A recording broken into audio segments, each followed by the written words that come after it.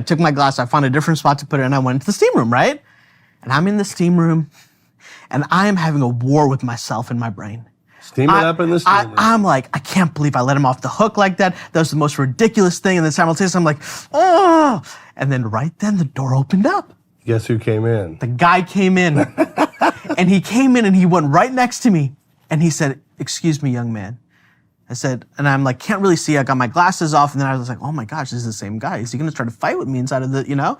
And he said, I apologize too. And I was like, huh?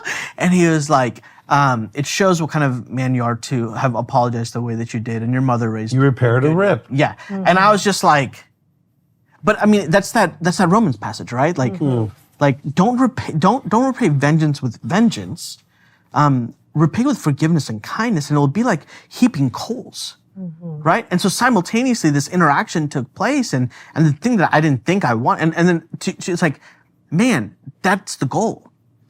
The goal, you know, and then, but sometimes that doesn't happen. That's right. I was going to say, I love that story because I feel like it's such a beautiful example of you humbling yourself, and we reap what we sow.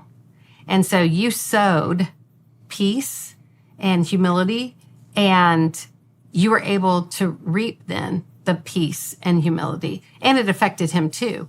But the same is true if he would have never come back and said anything to you. See, I think it's also a really beautiful principle that if we want peace in our life, then we have to set up ourselves to experience peace.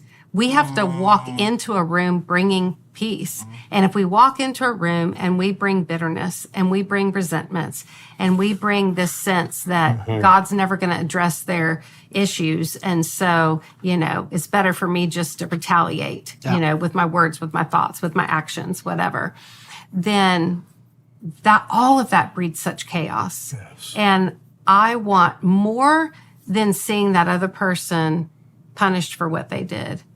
I want peace in my life, because even if I were to see the punishment, even if I were to see, quote, the justice, even if I were to see how God addresses the vengeance with equal measures of justice and mercy, I may not like it.